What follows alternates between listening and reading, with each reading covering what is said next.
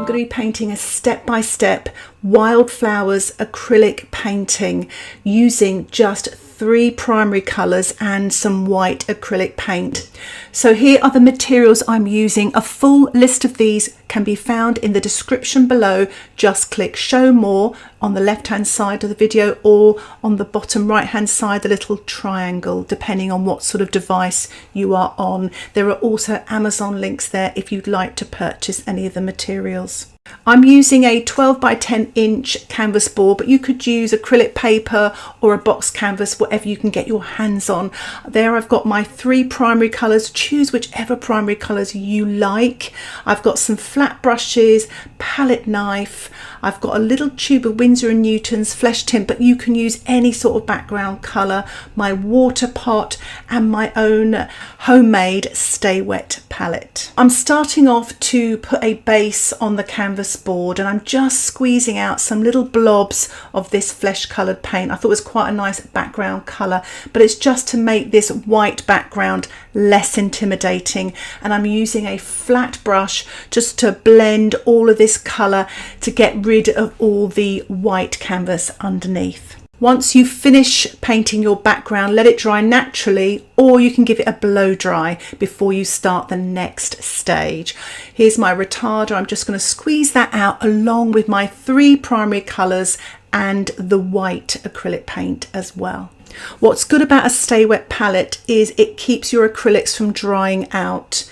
So what I'm doing now is I'm just mixing up a kind of a violet-y sort of colour. That's the pink and the blue with a touch of white. And just when you look at that reference photograph there, I'm just putting in those kind of sort of fuzzy shapes that are in the background, those distant wildflowers. So I'm using the flat brush, just blending that in. Now the sort of sky area in this photograph is quite pale, so I'm just using white on its own, but because the acrylic paint's wet and it's got some retarder in it, it's easier to blend. A retarder is really good. It stops the acrylic paints from drying out too quickly. So just blending that as you go, just enjoying it actually, because this first stage is kind of almost a loosening up stage. I've just added a little bit of pink to my white there, just to create some more of that pinky white flowers that are sort of out of focus in the distance. And I'm kind of working my way down to the middle and then kind of working my way down to the bottom, mixing and blending as I go.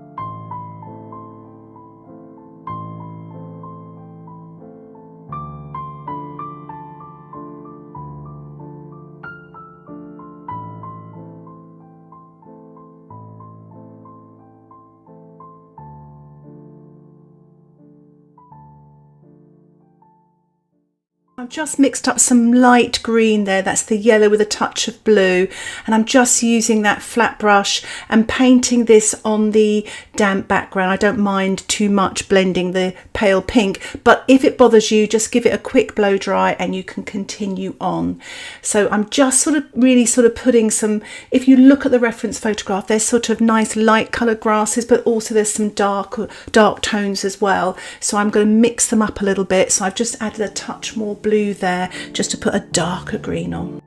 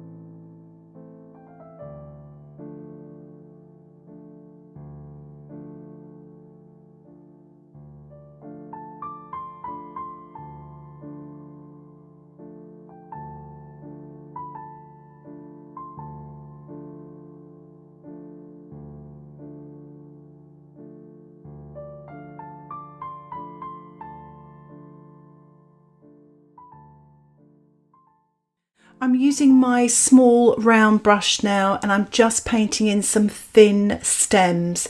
If you're not comfortable painting them with a brush, you could actually print them on with a palette knife, which I will do sort of more towards the end of the painting.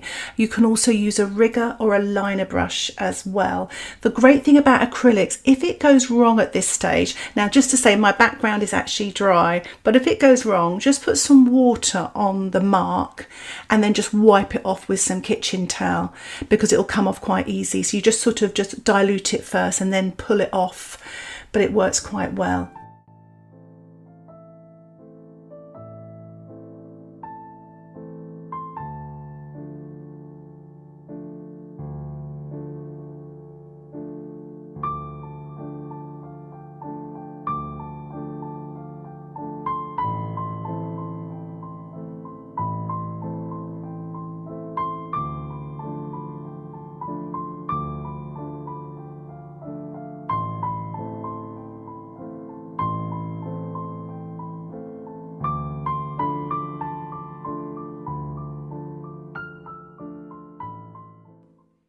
So I'm going to paint the wildflowers now, and I'm just using pink and white with the small round brush, and basically just lots of dots.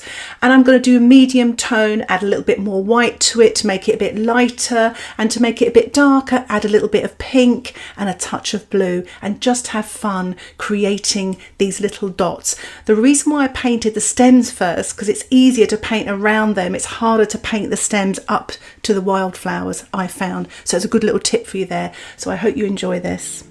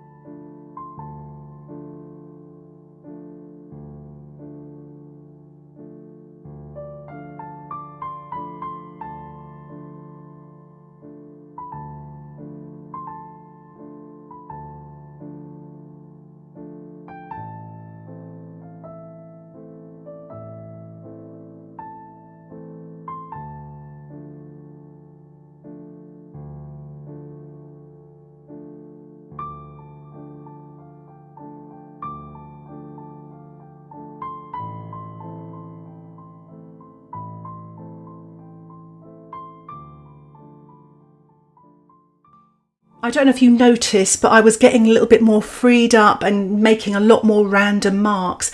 The reference photograph is really unclear, really. It's quite sort of blurry, but in a way, that's a good thing because it allows you the freedom not to copy what's in front of you, but to interpret and to create more of an impressionistic painting, which I love.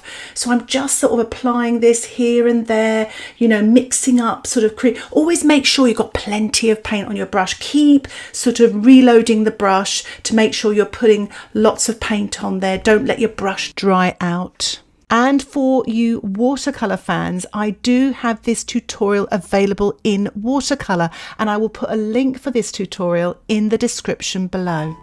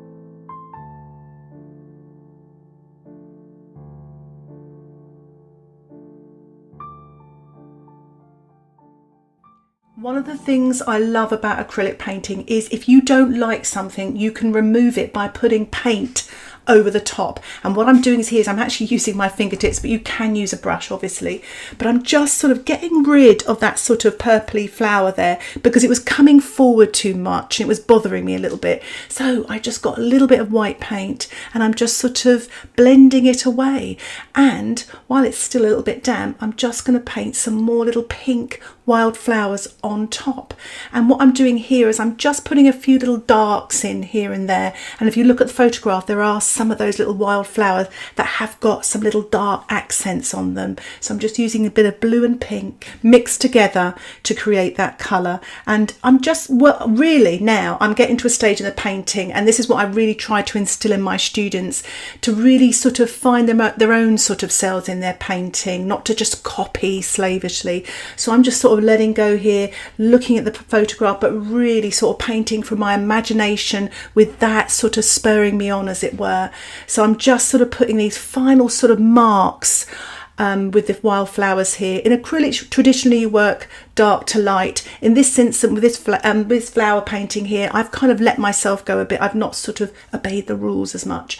I've just watered down my acrylics there, and I'm spattering a sort of a very light pink shade just to give a little bit of texture. And as I said earlier in the video, you can use a palette knife to create those sort of very thin stems. And what I'm doing here is literally printing with this very large sort of spatula sort of palette knife, which is very handy. I just got it in a little set, but you know, even use a plastic store card cut up, you could do this also. And the colour I'm using is the pink and the blue to create this very dark accent colour, just to really pop it against that background, and it really gives it a little bit of structure as well. And I'm just putting a few lighter stems in just to finish off my painting. I really hope you enjoyed this step-by-step acrylic painting tutorial of these beautiful wildflowers. And if you have any questions about this tutorial, please put those in the comments section. And if you'd like to support the content that I create here on YouTube and get access to ad-free tutorials, why not think about joining my Patreon membership? Just click Patreon in the description below. Thank you so much for watching. Happy painting. Bye for now.